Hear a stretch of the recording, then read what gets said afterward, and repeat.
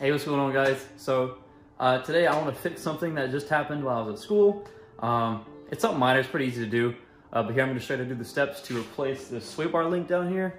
Because for some reason, I just looked back here one time and I saw that. And that's not good. So yeah, we're going to go ahead and fix on that. I got these two sway bar links here, the Duralast gold things or whatever. So we're gonna fix them. I'll show you. It's pretty easy fix, supposedly. Shouldn't be too long, and then y'all good to go. And see, like I was saying, it just completely snapped right off. So basically, I'm just gonna go ahead and do this part first, and knock this one out. Figure out how to do it where it's pristine, and then I'll show you the other side. All right, y'all. Finally got this thing off. It took a little more than I thought. So this was that top piece, and you can see where the old one was, and yeah, it just sheared off. So actually, I had a guy here with some bolt cutters, so we went ahead and cut it off in the middle, and it was so stuck in there. We cut all of the plastic off around it, so like all this stuff right here, yeah, we just ate that away. Basically got a hammer and a screwdriver, pried it in between that bushing right there, and then hit the hammer and just kind of knocked it out as much as we could. So now we'll put in the new one. All right, you guys, I just finished the passenger side sway bar link, and then now we're gonna go to the driver's side. So here it is right here. I think it was like $14 at AutoZone or whatever. So I'm gonna go ahead and go down here. If you're curious, so here's the old one, fully intact, and then here's the new one. So should be a lot better, and yeah, not too bad since we actually have the bolt on this one. So all right, y'all, so to get this thing out, so this is a 15 mil, and so is the one on top.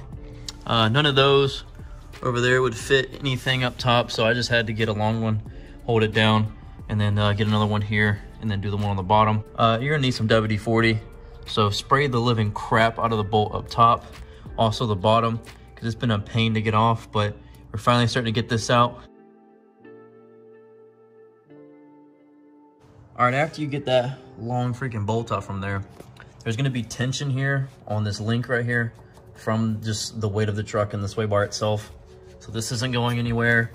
So what I recommend to do is, I had to do it for that side as well. Go ahead and just jack up the truck, and it'll bring the sway bar up a little bit, but it gives you just enough space to go ahead and get this out of the way.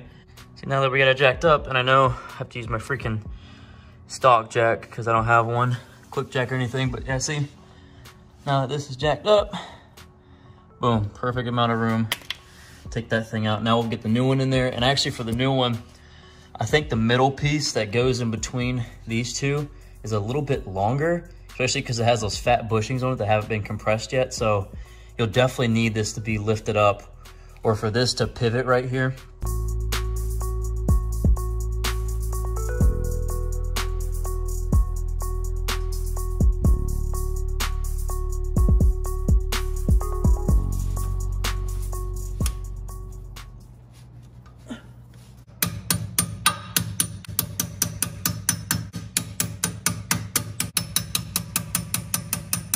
Moving at all when I do that. All right, now I think I got it enough in there where it's poking through the top. I'm gonna go ahead and let the truck down, let this kind of level back out. It should bring the nut up here at the top, kind of towards the middle. So that way I can then screw the top one here and get that in there. So we're gonna go ahead and let the truck down some. So basically you want to push the rest of the bolt down here up so that that top piece can grab on. Now we want to get our 14. Go ahead and just tighten this thing down just like that.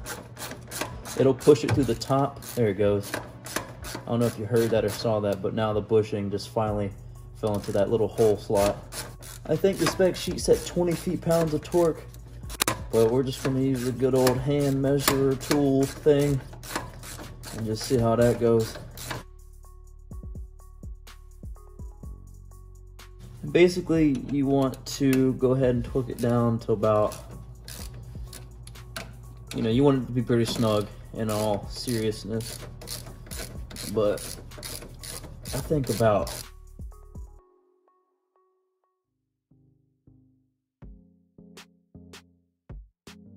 think about right there is good. So something like that. You want the bushings to compress just a tad. And then you want to feel the bolt all the way from the bottom stick out at the top just a tad, maybe like 1/4 of an inch. And then you should be good to go. And that's it right there.